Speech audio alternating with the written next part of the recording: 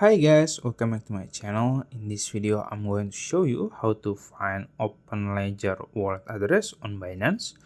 So if you want to transfer your Open token from other wallets to Binance, it's very easy.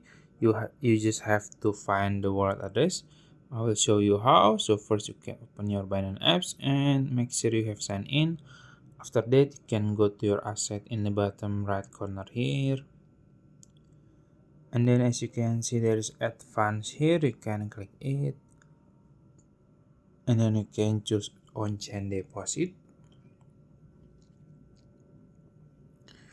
and then you can search open for Openledger.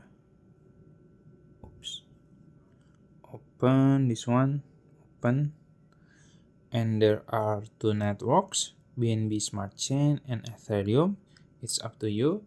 Let's say I want to choose BNB Smart Chain, and this is your Openledger wallet address on Binance, so you can transfer your Open token from other wallets to Binance, and make sure the network is same, which is BNB Smart Chain or Ethereum. It's up to you. So that's it. If you found this video helpful, please like this video and subscribe to my channel. Thank you.